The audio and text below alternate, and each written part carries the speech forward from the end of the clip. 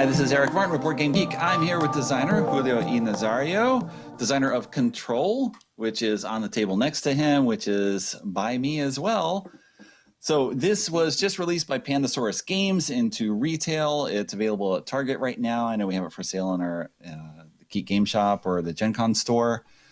So if you like what you see here, you can get a copy and then play it yourself soon. Julio, I was hoping you could give an overview of how the game came to be and how we actually play it. It's got a very interesting look to it. Thanks for having me, first of all. So this is Ctrl. Ctrl is a 3D area control game from Pandasaurus Games that plays for 2 to 4 players in about 20 minutes. In Ctrl, players are using a 3-dimensional cube to do the area control element. Let me change my camera here so people can see a little bit better. So players basically have a set of colored cubes from pink, yellow, green, and blue. And they have this cube that they're going to be trying to cover throughout the different sides of each cube, the 4 sides and the top. So the way the game works is very simple. You're going to take off this flag, which is used to block players and block points in the future, and you're going to take 3 cubes and put them in a line. You always start adjacent to one of your cubes, and then you place your 3 cubes. The thing is that since it's 3-dimensional, when you go to the edge of the cube, it will wrap around like so. And after you go, you place your flag in any of your existing cubes. So I can put it like this to be able to block from somebody else in the future, like so. And then people will go clockwise until all cubes have been spent. So it's 7 rounds per player. And essentially you're going to be scoring each cube at how it's looking at the end. So for example, each phase is going to be 1 point. So yellow here has 1 point, green has 4 points, and pink has 1 point. Of course, throughout the game, when you place cubes like so, pink now has more points, but in this direction, green still has points as well. So it's about rotating at the end and then from the top. You're going to be scoring that depending on who has the most points will win the game. That is a quick overview. And essentially, I wanted this game to have that classic feel of a game that has been around for a while, but at the same time, have it be modern in the sense of, okay, it's not just flat. It's about thinking in 3 dimensions, but still keep it simple enough where anybody can play it. Okay. So the origin, coming up and saying I want to come up with a classic game, that seems like ambitious and also incredibly vague. So how did you go from that idea to this concrete design? I don't know if you want to switch back. Yeah. Well, the thing with is that I had the idea of I like to do designs in 3 dimensions. As for a living, I'm an engineer, and I like to think in 3 dimensions. So I thought it was interesting how you could see things from different directions and they could be blocked off, but from another direction you could see more of that space. So I just thought, okay, let me see if I can use something like a cube that can connect to each other. So I thought Legos type deal. And there's actually some very educational cubes available that I found online, and I'm like, these would be perfect. So to make the big cube, which is actually the size about of a Rubik's cube, I got a lot of black cubes and just stick them together to make the big cube, and that's kind of how it all started. Of course, throughout the development process of doing the play testing and all that, a lot of things came out that okay, you could just have this cycle of, okay, I'm blocking you, you're blocking me, I'm blocking you, you're blocking me. So that's where I came out with the flags. So the original design was actually called Cube Kingdoms. And that's where the flags kind of came in, because you're building your little kingdom of cubes. And so obviously the land was going to be the big cube. And and that was kind of the original design of it. So it's actually a game that came together fairly quickly. Like I remember I designed it in less than probably 2 or 3 months. I had signed it with Pandasaurus, which is, by the way, they're a fantastic publisher to work with. They have worked with a lot of plastics in their games, so I thought it was a great match, and they did a wonderful job with this one for sure. Okay, so you described that's the 4-player game you talk about. Each player has a color they're going to go around. 3-player has a slightly different setup.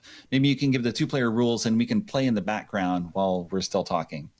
Show more demonstration of how to play. Let me switch my camera here. Okay. Okay. Oh, I was going to say as well, you can hold it up possibly and just. Okay. Oh, okay. We'll well, see. Make sure to be careful. I think I always recommend having it on the table, because with the 3-dimensional board, basically things can pop out and all that. So be extra careful. Hold it with the black cube is the most stable. So in a 2-player game, we're going to be using these cards. Each player is actually going to have 2 of the cards, and we're going to hand them out, and then secretly, each one of us, so you're going to be pink and green, I'm going to be yellow and blue. Each one of us is going to secretly choose one of these colors to score at the end. However, we're going to be playing both of them throughout the whole game. So as of now, if you want, you can choose either which one do you want to go for. I already picked one, put the other ones to the side. And pick one, and I'll throw the other one across the room so I can't possibly change. There you go. There you go. I'll do the same. Right. Sure. So I'll start first, and I'll go. So I had blue and yellow. So I'll go first with blue. Okay. So I'm gonna take off my flag, and I'm gonna take 3 cubes, one at a time. I'm gonna start adjacent to the existing cube. So you can even start up top, and then you do a line. So the line can go this way, or this way, or this way. However, on the first turn, you cannot end up next to a starting cube. So that's the only limitation there. So I'm just gonna go up from there. Okay. So the first cube on your turn can go on top of one of your other cubes, but otherwise you have to build as close to the base as possible. So basically, think of it like the black cube has gravity. So whenever you place anything, it's going to be attracted to the gravity of the black cube. So after that, I'm going to place it, my flag, I'm just going to place it on top. Keep it simple there. Now it's your turn with pink. All right. Yes. Okay. So we got 3. And so here I go on, my yellow keeps falling out here. And I will go around to get in your face. Because I can do that, yes? Yeah, you can. I can. And then I'll put my pink on top as well. Okay. I'm going to change my camera here so people can see it from 2 different directions, even though because we essentially have the same cube.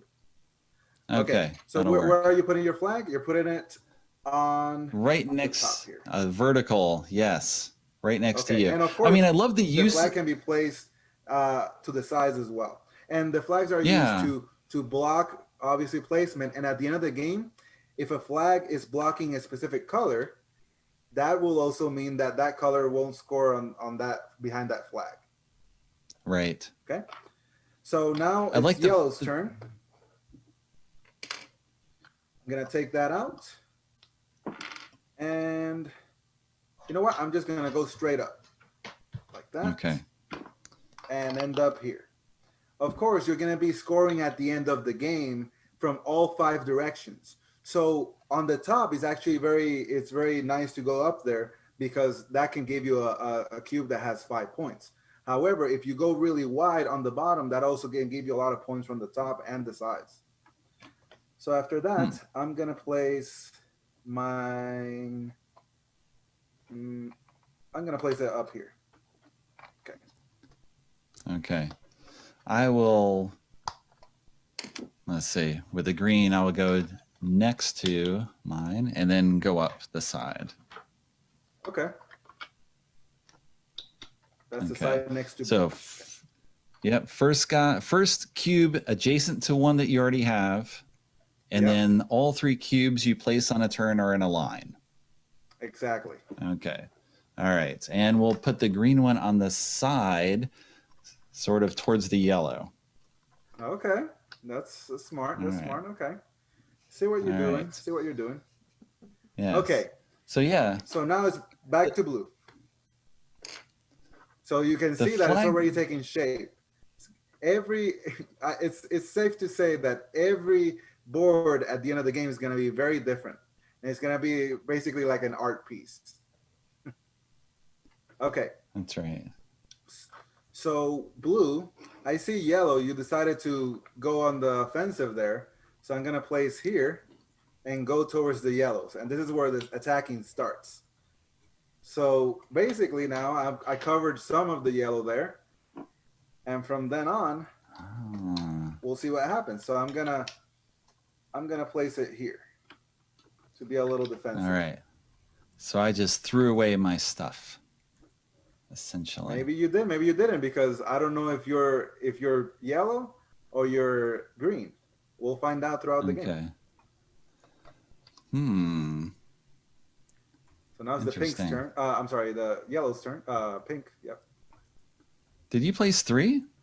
Maybe I missed one. Yep. So I placed one on the top here, then this one, and this one wrapped around. Okay. All right. Good. This is interesting playing this remotely. It works. It's a very different challenge to see. It sort of lets me see what I'm trying to do. Actually, I did not know which color I was. I threw away the card without looking at which color I had chosen. Now the flag is great because now you're changing the rules on me, Eric. Come on. No, the flag blocks other people, but it also preserves a spot in which you can play.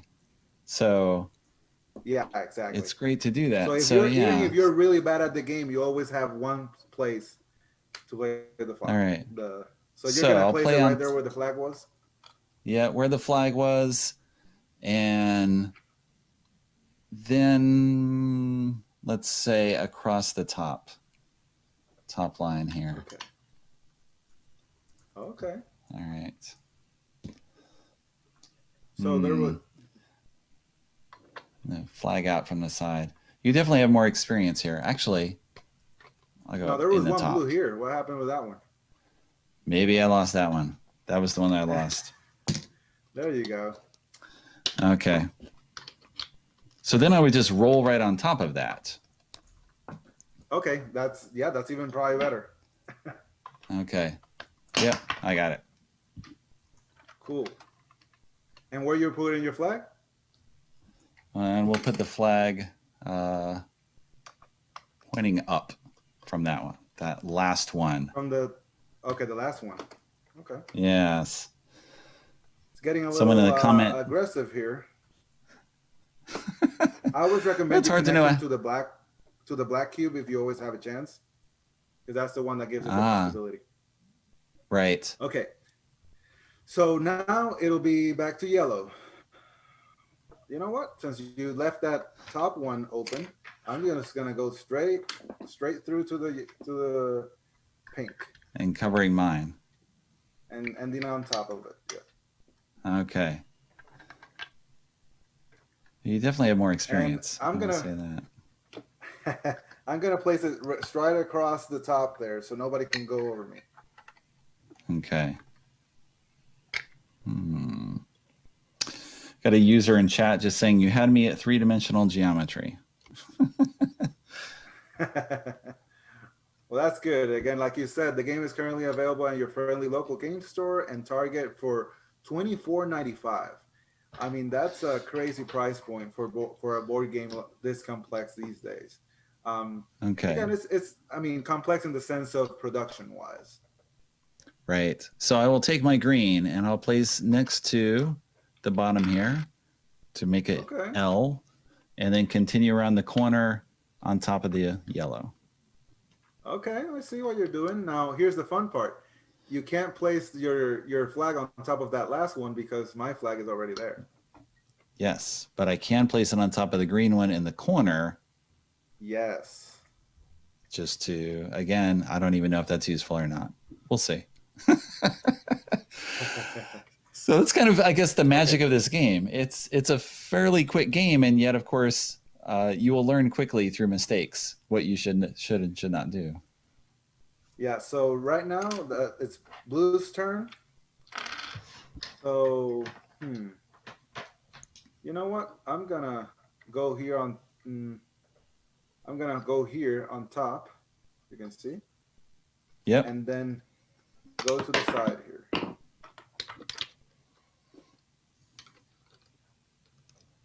And Covering my then, pink from above. Yeah, okay. yeah, and then like that to the side. Okay. Okay, so now it's back to pink. Okay. Let's. All right. Let's take pink and build on top. So this, if you're looking at this face here, I'll put it on top here, and then go across the top. Okay, nice. So you're blocking there on the side. So just for viewers out there, you don't necessarily have to put your cube on where the flag was. You can start from any adjacent cube of your color. So where are you placing the flag? Let's put it on the top next to your yellow one that's high up. Yeah. Okay.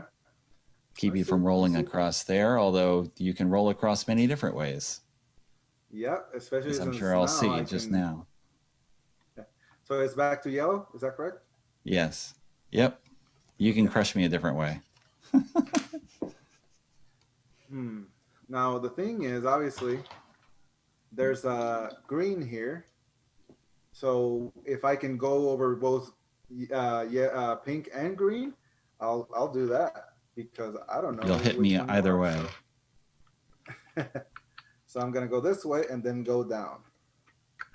Okay. So, you have that pink there. But someone's mentioning wanting to tweak a Rubik's Cube to play an extreme version. I'm not sure how they would. That you can change the that'd be pretty crazy for sure. Okay, so that's you. I put my flag on the top. Okay. Back to blue. Yeah. Green actually, right? Oh no, it is. Yeah. No. No, you're right. You're right. Because I'm green. Green. Okay. So if we go straight up the side, covering those yellow. Okay. So starting from where? Starting from, I'll show the, let's see, show the face here. Oh, okay. Where are you starting at? Just start here going on the top there. And go straight up. Nice. Okay. Sneaky. And it's a lot of green in there.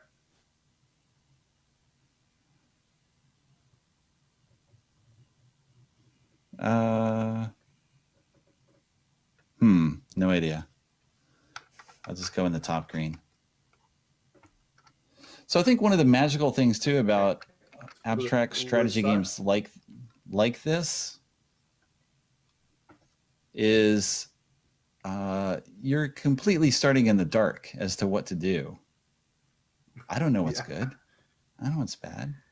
It's all just, and yet you just do stuff and figure it out. That's true. That's true. So it's now it's blue's turn. All right. We've got 4 minutes before we're wrapping, so I think each color can take one more turn. Yeah, let's do that. So I'm taking my flag. And then we'll reveal. Okay, see this little edge there? I'm gonna place here and then go next to your green there. Starting a little aggressive because Yes. that green seems like it's showing a lot of color all around. Okay.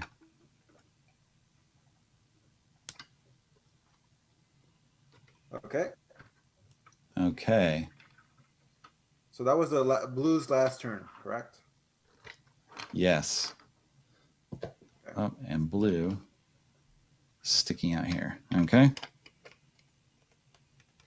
Now it's This is very interesting. green's turn. No, not green. Pink. Sorry, yeah, pink. Okay. So here. All right. I think you're going blue, but let's see. So on this face here, we're going to put pink on top here, and then we'll roll around to the side. Okay. Let's see. Here and here. Now remember that your last flag placement is gonna block points, so that's gonna be very important. So I want this one to go across here and cover these two blue. Okay, and I think it's also covering some green, so that's. Oh no! No, but well, it's one. It's your own color, so don't worry about it. It's only if your opponent's color, so it does cover some yellow, which is good. Okay. Okay, let me place this. Kind of the thing. There you go. Now it's back to green. I'm sorry, yellow. Yellow. Okay, let's see.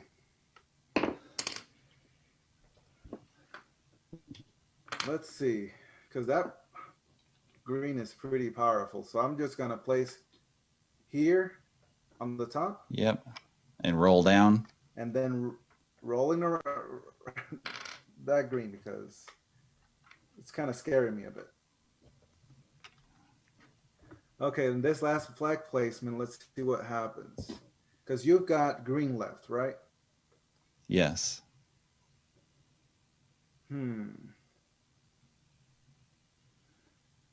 Well, I'm going to place it on this cube right here.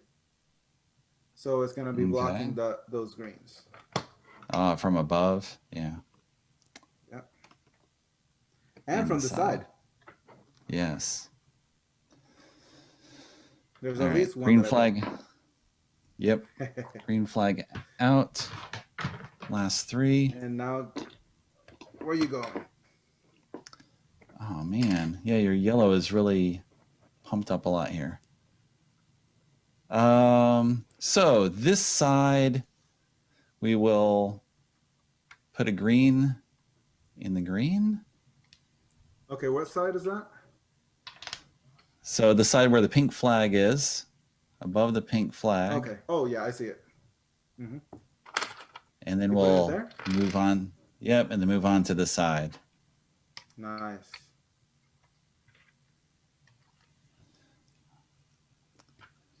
And where's that flag going? Where's that flag going? That's a good question. All right, so we'll put the flag in covering these three yellow ones. Where is that at? Oh, this one right here. Yeah. There you go. There we go. Okay. And so now we let's score. Oh, but we only score for whatever color we have. To keep it simple. So to keep it simple. Oh, you were green? I was green. Yep, and I was yellow. Okay. So, yeah, sorry if there's a lot of glare. Got some. It's a little. We got mine here too. Okay, so let's just count side by side. Yeah, if you want, just use your cube, and I'll use my cube. So, but people can see as well.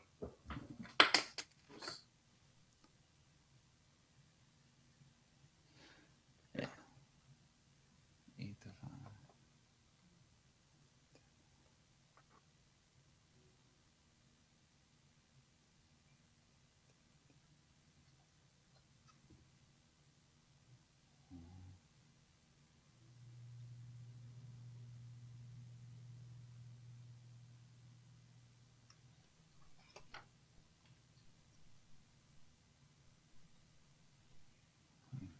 Okay, you got your score?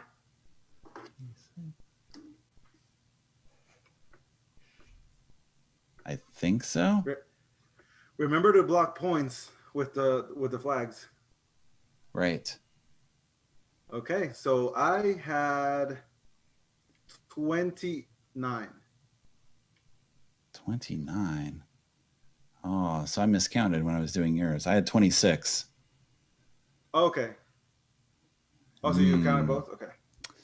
Yeah, I was counting both, but again, first time playing. How much did you get? Possibly 26. There we go. Okay, nice. All right. Okay, well, we need to wrap. Let's switch back your camera there. And there you go. Yep, okay. We got to see actual playthrough of Control. Thank you, Julio, who actually is my neighbor of sorts. You're a few hours away from me in North Carolina. I'm eastward in North Carolina. Yeah. So someday I hope to see you in person when we can actually see people in person again.